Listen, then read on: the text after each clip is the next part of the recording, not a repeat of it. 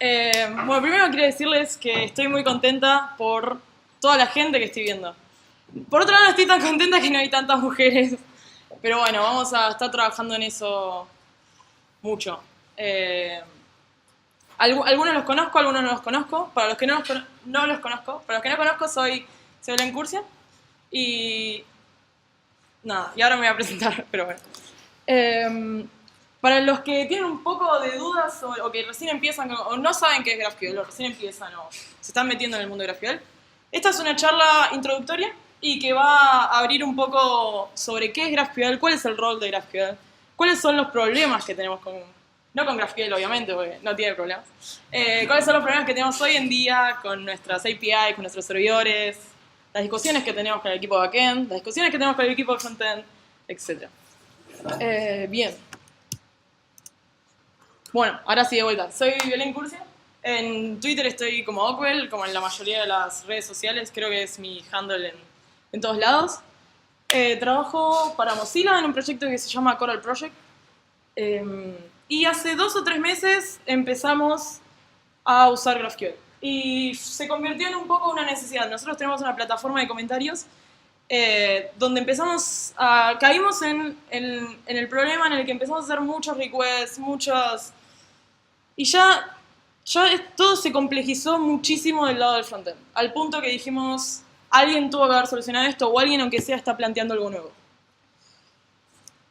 Entonces, nosotros actualmente lo estamos usando en producción, y el Washington Post lo está usando en staging hasta que se finalice la integración por completo.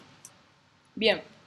Entonces, hoy quiero hablar un poquito de cuáles son los problemas actuales que hay entre el cliente y el servidor, los problemas que tenemos todos los días, los problemas que están dando vueltas hace rato, pero sobre todo los problemas de comunicación que hay entre estas dos partes, entre el cliente y el servidor. Entonces, bien. El primer problema que quiero atacar o que nos planteamos es cómo enviar solo la información que el cliente necesita. Creo que de todas las APIs que tenemos dando vuelta, rara API manda solo lo que necesita el cliente. Entonces, cuando hablamos de esto, salen un par de cuestiones a tener en cuenta. El tamaño del payload. El tamaño del payload importa. Generalmente el servidor envía muchísima más información de la que queremos. Y si estás en un contexto de mala señal o baja calidad de red, el tamaño se convierte en algo fundamental. O sea, no podés decir, bueno, enviamos todo y que el cliente después se encargue. Por otro lado, si hay mucha información, si estás como oversending data, estás exponiendo muchas cosas de tu servidor, que quizás no te generen un problema. Y por otro lado, probablemente el cliente no lo termine usando. No es un gran problema, pero el tema que pasa ahí es, si alguna view de tu UI termina usando directamente lo que viene de un endpoint, que es raro, puede dar errores inesperados. Vos, por ejemplo, podés mergear la respuesta que viene en un servidor con lo que hay en tu cliente, con un objeto que tenés en tu cliente, los dos se llaman iguales, porque alguien te cambió un endpoint, problema inesperado. ¿Y por qué está pensado esto? Creo que es porque... ¿Por qué pasa esto, perdón? Creo que es porque el modelo REST y todo no está pensado para nuestra UI. Todas las API no piensan en nuestra UI. Y voy a profundizar un poquito más en esto. El segundo gran problema creo que es cómo manejar la información de recursos relacionados. Y con esto nacen otro tipo de cosas, que por ejemplo, nosotros queremos, por ejemplo, consumir 2 recursos que están relacionados y inevitablemente o usualmente terminamos con duplicación de contenido. Los integration endpoints, estos creo que son la trampa principal. Los creamos generalmente porque hay un nuevo requerimiento en el cliente y decimos, bueno, para tu feature especial vamos a crearte este endpoint que tiene todo lo que vos necesitas.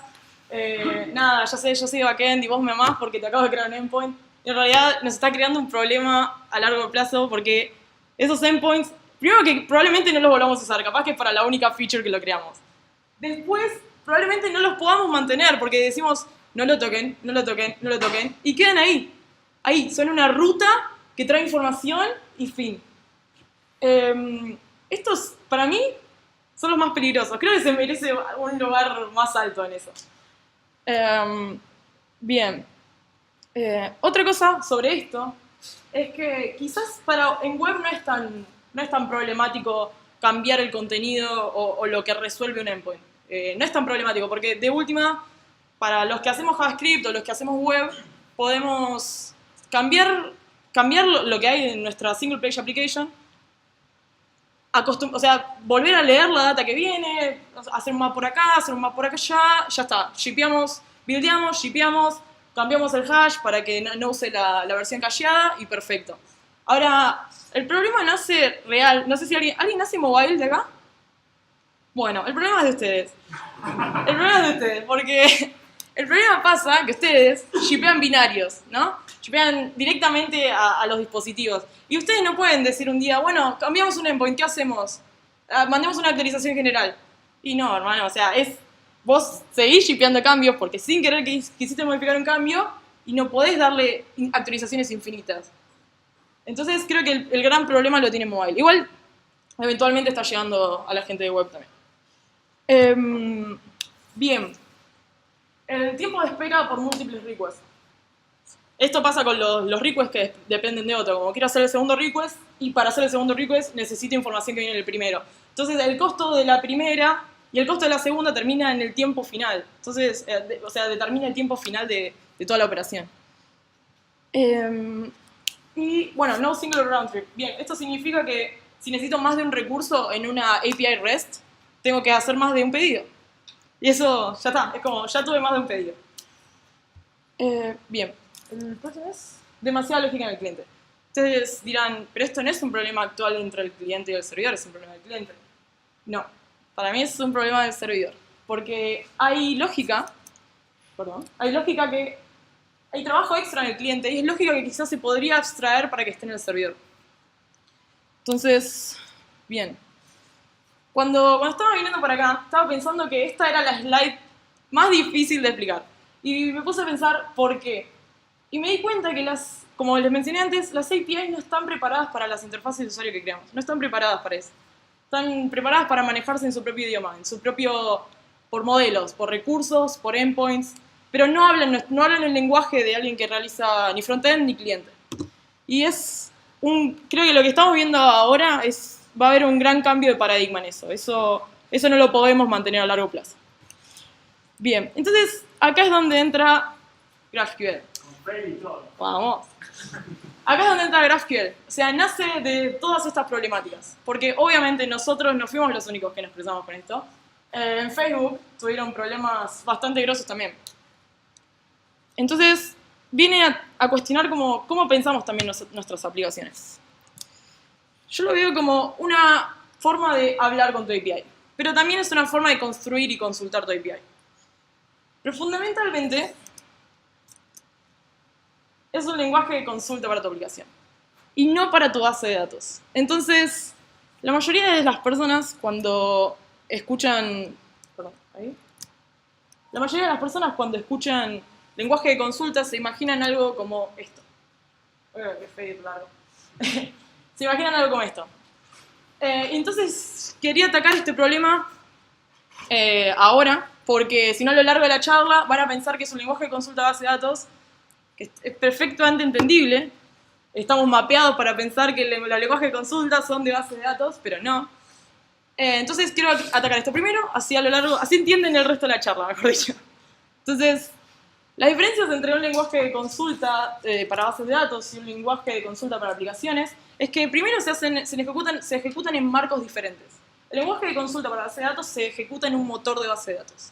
Entonces, en un motor de base de datos y en este caso en un motor de base de datos relacional. Entonces, quiere decir que nosotros en esta consulta, por ejemplo, estamos exponiendo la arquitectura que tiene nuestra base de datos. Nosotros sabemos que existe una tabla friends, por ejemplo, al margen. Entonces, con un lenguaje de consulta para aplicaciones, nosotros exponemos otra cosa, exponemos una necesidad.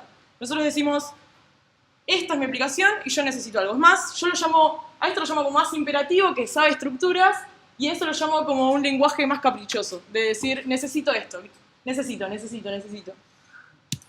Entonces, esto no es GraphQL, esto es como un metalenguaje de cómo sería. Esto tiene que ser simplificado, no puede describir la estructura de nuestros datos. Simplemente necesidades. Entonces, ¿cómo se ve una query de GraphQL? La query de GraphQL se ve más o menos así. Entonces, esto es como el hello world. Pregunto por el me y pregunto por first name. Entonces, intuitivamente, me va a responder algo así. Entonces, acá van a encontrar muchas cosas interesantes, como esto parece, hay muchos desarrolladores que lo llaman JSON sin data, por ejemplo. Me parece una definición preciosa. Hay más definiciones que también, pero creo que se describe muy bien. Uno explica la necesidad del cliente y en respuesta tiene algo igual en estructura JSON que se completan los campos. Algo que quizás no nos damos cuenta a simple vista, pero nosotros podemos saber de antemano la estructura que van a tener nuestros datos. Esto es fundamental porque en nuestra necesidad implícitamente decimos, esta es la estructura final que tienen nuestros datos. Entonces, lo que significa es que cuando agregue más data, agrego más cosas, puedo ir agregando cosas. Por ejemplo, necesito last name, necesito friends, necesito last name y voy a tener una respuesta en consecuencia. Algo interesante acá que en el medio agregué más necesidad. Dije, bueno, necesito first name, necesito last name, necesito friends. Y no generé un endpoint, no versioné mi server, no hice nada en el medio. Simplemente pedí más cosas. Algo también muy importante es que no tuve que hablar con alguien de backend para esto. No tuve que decir, che, ¿me preparas un endpoint para esto? No. Y uno puede seguir agregando. ¿Y qué pasa? Y por ejemplo, acá ya empezamos a encontrarnos como que tenemos muchas repeticiones, ¿no?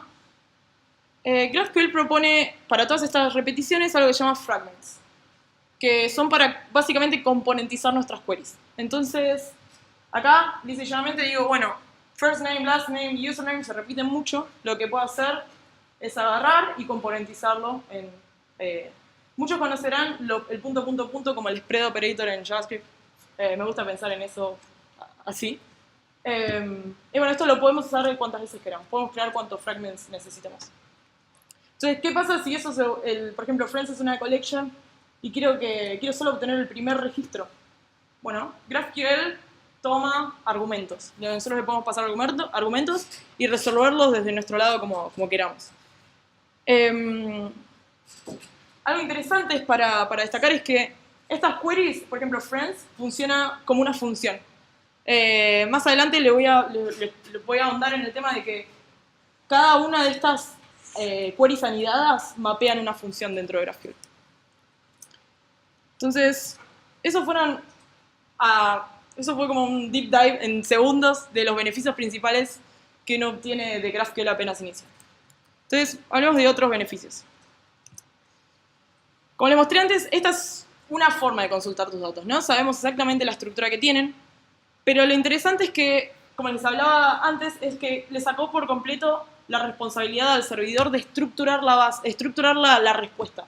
O sea, tampoco tenemos que crear un endpoint, tampoco tenemos que versionar la base de datos, versionar los endpoints, pero tampoco tienen la responsabilidad de estructurar las respuestas. Entonces, lisa y llanamente, el poder que tiene el cliente es muchísimo más grande porque, como les dije, hace que los equipos de frontend sean más autónomos y sean menos dependientes. Y los equipos de backend pueden trabajar tranquilos en problemáticas realmente grosas, como, no sé, hashear un montón de registros, hacer bashing y cosas así. Esto en primer medida, nosotros tenemos un equipo de backend y un equipo de frontend.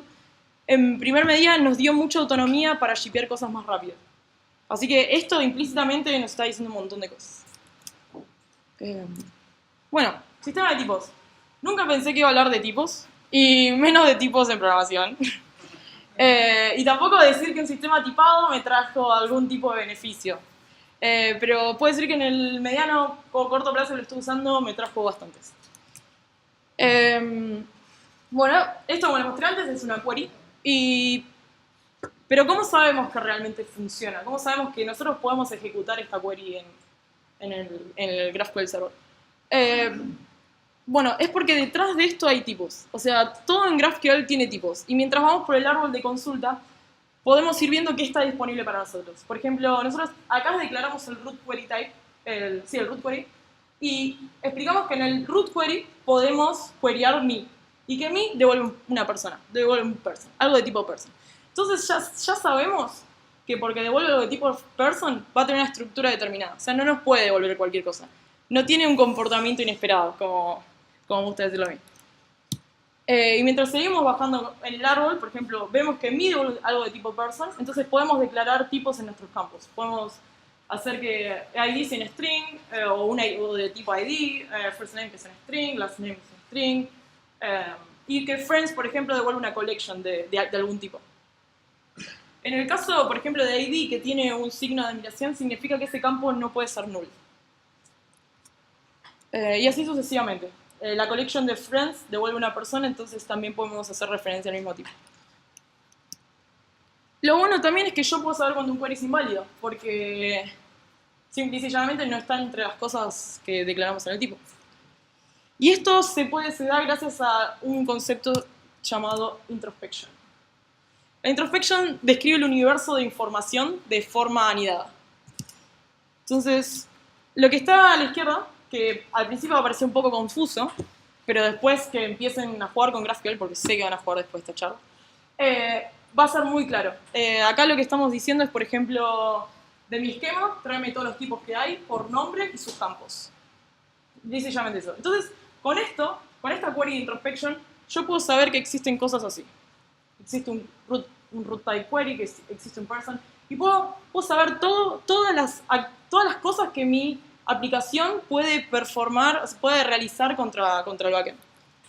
¿Qué está disponible, qué no, qué es incorrecto, qué no, etc. Más adelante les voy a mostrar una herramienta que se llama Graphical, y nada, que les va a gustar bastante, creo.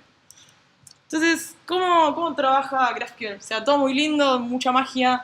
¿Realmente hay magia detrás o podemos hacer algo? Entonces, bien, esto sería la estructura, una estructura tipo donde tenemos un cliente, un servidor, donde sería algo así, como pedimos un resource, nos envían el JSON de vuelta. Entonces, ¿dónde entra GraphQL acá? ¿Me acompañan las funciones? Okay. Ahí está, ahí entra GraphQL. Es una capa de abstracción clara entre ellos dos. Y en algún momento van a escuchar el concepto de thin layer, y es porque básicamente esa capa la podés poner entre cualquier cosa, la podés poner entre servidores, entre microservicios, si vos, entre cosas que se quieren comunicar entre sí y que tengan algo que responder, ¿no? Bueno, esto es lo mismo, necesito algo en forma de data y la data específica para su cliente. Bien. ¿Qué pasa cuando enviamos una query al graph server? Pasan tres cosas. Primero se parsea, ¿no? Viene la query y se convierte a AST, que es un Abstract Tree Syntax. Y si hay errores en ejecución, para la ejecución, tira un error de sintaxis. El segundo es la valida. Se analiza que la query esté sintácticamente correcta, pero aún así la query que esté sintácticamente correcta puede no tener sentido. Traducido un poco al español, que significa, es como, yo puedo decir, uy, salió el sol, entonces me voy a llevar un paraguas. Es como, no tiene sentido. Pero bueno, es algo así. Entonces, algo interesante que se valida con las introspection queries. Y algo gratis que tenemos, gracias a la validación, es que no tenemos que preocuparnos por las validaciones de los tipos, las cosas que recibimos.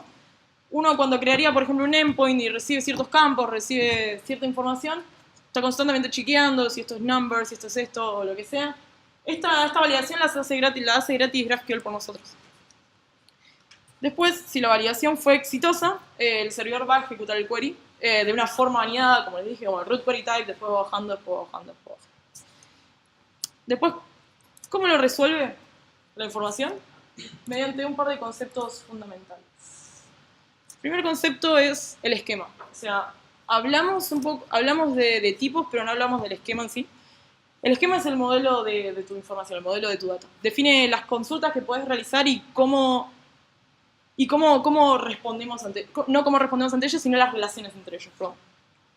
Pero el esquema no especifica de dónde viene la data. Eso lo solucionan los resolvers. Entonces esto es bastante claro. O sea, en lo que se tiene que concentrar es en el esquema abajo de todos, que ahí exponemos nuestro root query final. Entonces, los resolvers es cómo resolvemos la data. Yo lo denomino como son unos pequeños routers como encargados de que los tipos y los campos estén conectados. Entonces responden a cómo resolvemos esa data, qué respondemos por cada cosa. Esto es muy interesante porque dentro de un resolver yo puedo poner el tipo, puedo poner cualquier cosa, literalmente. Entonces, si yo tengo una base de datos en SQL, puedo agarrar y mandar un SQL. Siempre y cuando yo le responda algo al servidor. Acá lo que estoy diciendo es cómo resuelvo la query solicitada. Puedo hacer la misma query de muchas formas. Por ejemplo, agarro y pregunto algo a otro servidor. O agarro y lo resuelvo con mi base de Mongo, por ejemplo, no relacionado.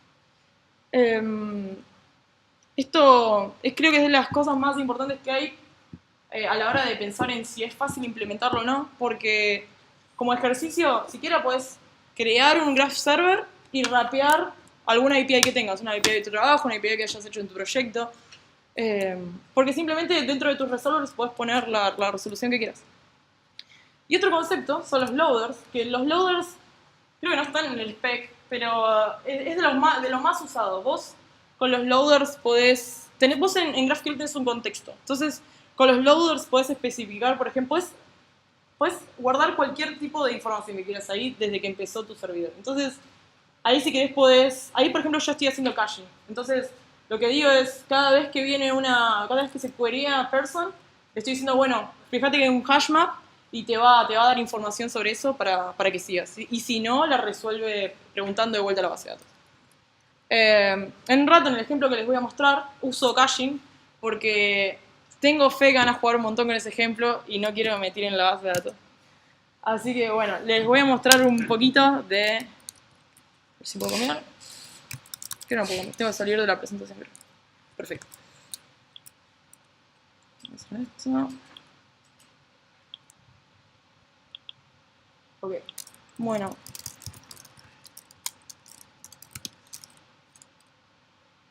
Perfecto. No, esto no era otro. Perdón. Vamos a ver más.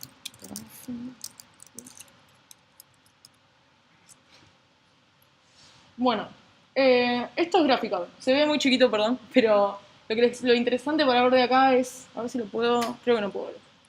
Interesante para ver acá, y otra de las cosas que no mencioné, es que, por ejemplo, nosotros podemos ir documentando nuestra API. Entonces se termina Swagger, se termina API, se termina todas esas cosas. Podemos ir viendo cómo podemos... Yo, por ejemplo, llevo esto y digo, bueno, ¿qué puedo hacer con esto? Bueno, voy a root query. Digo, bueno, estas son las 3 operaciones que puedo realizar, son 3 campos.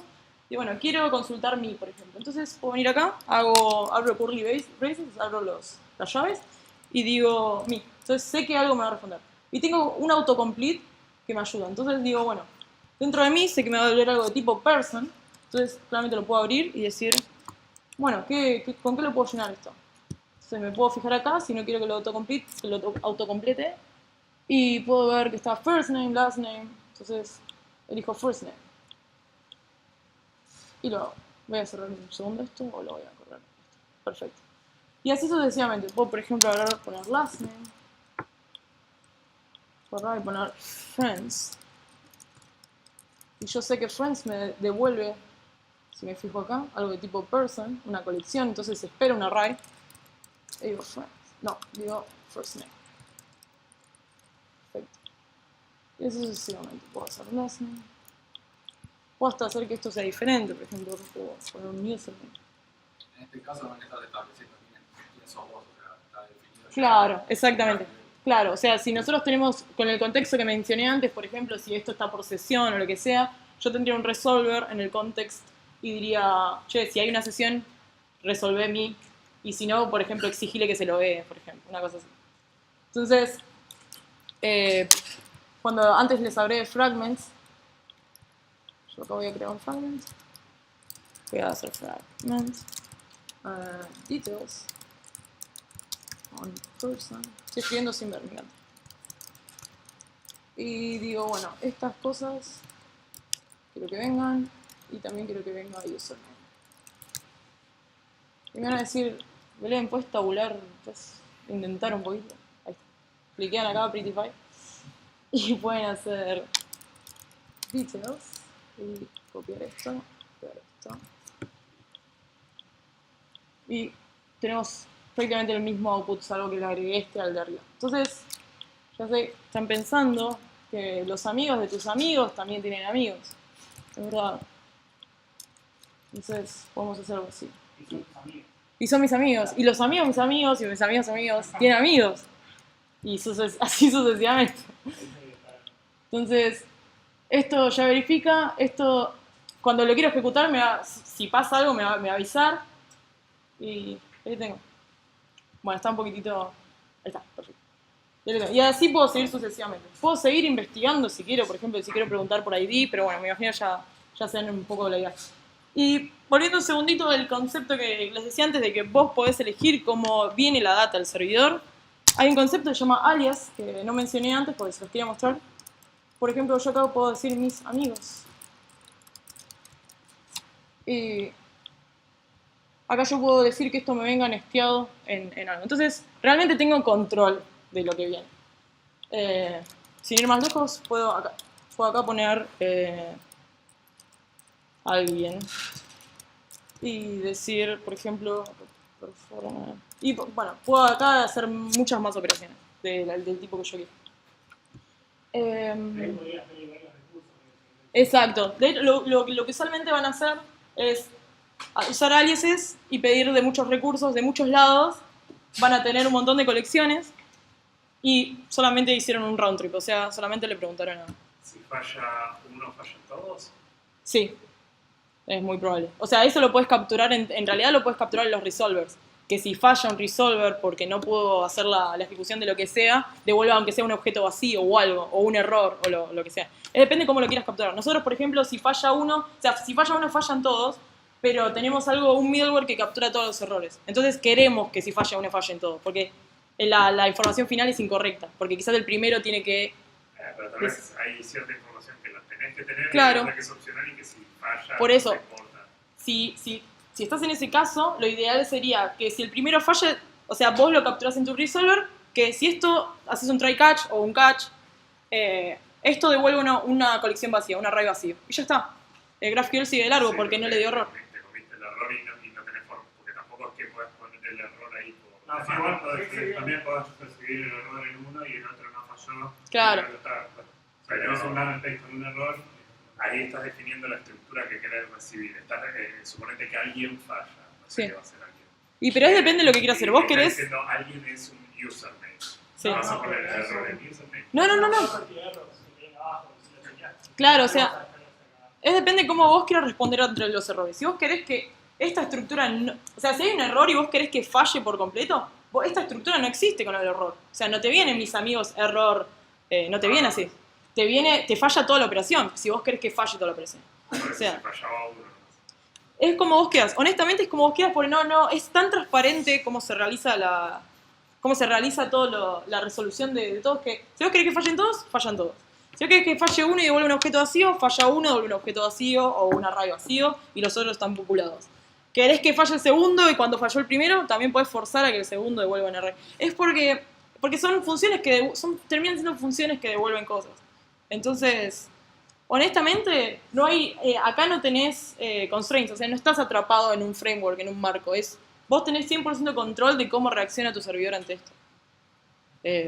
Nada. Nosotros, por ejemplo, tenemos que si falla, por ejemplo, el primero, si falla mi, por ejemplo, tenemos que en realidad que devuelva un objeto de error, que rapeado como en un array. Que el objeto de error tiene un código para que nosotros podamos traducir el error en muchos lenguajes. Entonces tenemos el código de error, y después lo mapeamos a lo que tenemos. Pero porque nosotros no queremos que si falla uno, en realidad no se muestre nada, porque en realidad es un error, no podemos decir... por ejemplo, en nuestra plataforma de comentarios, si el autor no se resuelve, por ejemplo, no podemos mostrar el comentario. Es como que es un comentario, está tirado, por ejemplo. Entonces, preferimos que nos avise nosotros, lo arreglamos y ya está. Es como quieren fallar. Pero usualmente no se falla. Bien. Y ahí venía la parte de preguntas, sí, pero no está. Ahí está. Bueno, ¿alguien más tiene alguna pregunta? ¿Quién se hace cargo del GraphQL? En las queries las arma generalmente el frontend. Creo que eso es, como dije antes, lo más poderoso. Y el backend hace todos los resolvers, los loaders. Sí, se encarga del backend en mayor parte. Creí que lo hacían ustedes porque el frontend, por así Sí. decirlo, igual que creo que eso debe ser según el Sí, equipo, sí, sí. porque digo, si vos ya tenés todas las APIs que necesitas, vos estás construyendo las vistas, Sí, en medio como que esto es de uso tuyo y Sí. más como el equipo quiere. sí. Y esa clase del tema de backend es tipo de cambio que yo Claro, te pero lo dejamos resuelvo. sin trabajo por completo, los queremos dejar sin trabajo progresivamente. Y lo que pasa es que van a tener todo lo que viene atrás, ¿no? Supuestamente vos ya tenés por ahí un proyecto más Sí. grande ya todo armado. Sí, sí, sí. Y es como, bueno, iremos migrando. No, por ejemplo, tampoco tienen poder de hacer muchas magias del lado del backend. Por ejemplo, no tengo nada inesperado. Si esto me tiene que volver algo de tipo person, es de tipo person. Yo no tengo, uy, le agregué un campo porque sí. No tenemos eso, no se puede. Dentro de algo tipado no tenés esas respuestas inesperadas. Entonces lo que ellos hacen es cómo se resuelve la data. Si esa data la traen de este servidor o del otro servidor. No. Yo tengo una pregunta. Parece una pregunta preparada, pero no lo es. ¿Ok? ¿Qué tan difícil es desde el backend integrar esto con lo que uno ya tiene, digamos? O sea, porque me imagino que no tiras a la mierda todo el backend que tenés y arrancás de cero. Es una muy buena pregunta porque... Es una muy buena pregunta. Literalmente no tenés que tirar nada. Y podés poner una capa en el medio y hacer que tu frontend empiece a consultar el graph server. ¿Y qué hace? O sea, vos harías como un tipo de middleware que terminás solamente consultando esa URL y el graph server lo que haría es resolver internamente cada una de las consultas. Por ejemplo, agarra y dice, bueno, tengo que resolver, traer todos los usuarios. Y ahí vos decidís, si vos querés hacer el /persons, o sea, que vayas /people, perdón, /people y que vaya a toda la REST API y que traiga, perfecto. Ahora, ¿querés hacer una consulta directamente en la base de datos? También podés. ¿Querés devolver un objeto hardcodeado de colección, así, un objeto hardcodeado? Lo podés devolver también. Espera, ya voy. Es realmente fácil como ejercicio. O sea, lo que recomiendo es que si como ejercicio quieren empezar a ver los beneficios reales de GraphQL, es agarrar, empezar un graph server que son muy pocas líneas, para los que hacen JavaScript es nada, y empezar a rapear tu propia API. A ver si lo puedo compartir acá. Hay algo que se llama GraphQL Hub. Creo que no está bien esto. Sí. Que rapearon APIs populares de Reddit, de GitHub, de Twitter. Entonces, por ejemplo, si voy a la de Twitter, que creo que entré. Por ejemplo, corro este que está acá. Y, por ejemplo, rapearon la API de Twitter. Entonces, si para mí la API de Twitter es una porquería, realmente no quiero agarrar, hacer /user, lo que sea, yo puedo venir acá y decir, bueno, ¿cómo interactúo con esto? Bueno, voy a queries, quiero traerme algo de Twitter, quiero traerme un tweet. Entonces sé que le paso un string, sé que le paso la ID del tweet y me devuelve un tweet, algo de tipo tweet. Entonces, como ejercicio, yo creo que lo genial es agarrar, hacer tu middle, o sea, tu graph layer, y cuando quieras y estés listo, empezar a apuntar al graph, a la URL de graph. Está el primero, perdón. O sea, me disparó lo que dijiste vos de que cualquier cosa se puede conectar con cualquier cosa. Sí. Quería compartir algo que lo vi de Apolo, que me pareció re flashero, que es una librería que publicó, que creo que la usan en Apolo. Sí. Se llama GraphQL Anywhere, que de hecho es una... Ahí trajo el chivo. Que de hecho te permite, lo usan en el cliente de Apolo, que te permite usar el lenguaje de GraphQL para queryar cualquier cosa. Por ejemplo, ellos internamente en el cliente de Apolo tienen un store de Redux y usan GraphQL en vez de los selectors de Redux. Entonces, Sí. querían a su store de Redux con GraphQL. Sí, es una de las cosas más mágicas que vi. Porque Relay hace algo así parecido. Y Relay no solo hace eso, o sea, yo honestamente no uso Relay. Relay va de la mano con React, es para trabajar con GraphQL de la mano. Entonces, Relay no tiene mucha fama más allá de React y muchas de las personas que están en React, trabajando en React, no usan Relay. Pero Relay está haciendo cada magia. Por ejemplo, puede calcular la cantidad de queries posibles que puede realizar el backend, el frontend, ante el backend, porque tiene tipo el esquema. Puede fijarse las queries posibles, no sé, están flasheando un montón y nada, es una locura. Relay también es algo muy interesante a los que están trabajando con React. Nada, volviéndolo al tema que propusiste vos, de que podés Es un lenguaje, si bajamos todo, es un lenguaje de consulta. O sea, lisa y llanamente puedo hablar con cualquier persona mediante GraphQL si quieren. Siempre y cuando exprese mi necesidad, o sea, quiero hablar con alguien. Entonces, nada, lo podés poner en el medio de cualquier cosa. De hecho, había un ejemplo en la librería esa que cueleaban el DOM con GraphQL. Claro, qué magia, boludo. Bueno, ayer yo estaba viendo todas estas cosas y hay un problema muy groso que hay para los que hacen web, es que uno piensa en a los que hacemos web. Claro, yo ya me fui. Yo ahora me pasé a backend. No, para los que hacemos web es que, por ejemplo, si nos preocupamos tanto por el payload, nosotros tenemos hojas de estilos infinitas que cargamos. Entonces, en algún momento alguien va a querer mancharse las manos y meterse a solucionar ese problema. Pero la verdad es que cortar el payload de un style sheet, si alguien lo quiere hacer, yo no tengo ganas, pero si alguien lo quiere hacer, bueno, que quizás tenga ganas. Por allá. Sí. ¿Quién se ocupa en toda esa cadena de resolver la perfección de la query? O sea, vos decís, devuelvo persona. Sí. Persona tiene que presentar atributos y Sí. yo solamente te pedí los dos, y se ocupa que es el video por GraphQL. A ver, espera que quiero volver al slide. O sea, este es el esquema. Sí. ¿Vos a qué te referís específicamente? ¿Quién resuelve? Yo le pedí solamente el ID y el first name. ¿Qué pasa con todo lo demás, no? Claro, o sea, a la API llega, ejecutó la consulta. Claro, la bueno, consulta perfecto. tiene que ser Voy a mostrar los slides así estamos todos en contexto. Esto no es esto. O sea, cuando mostré esta slide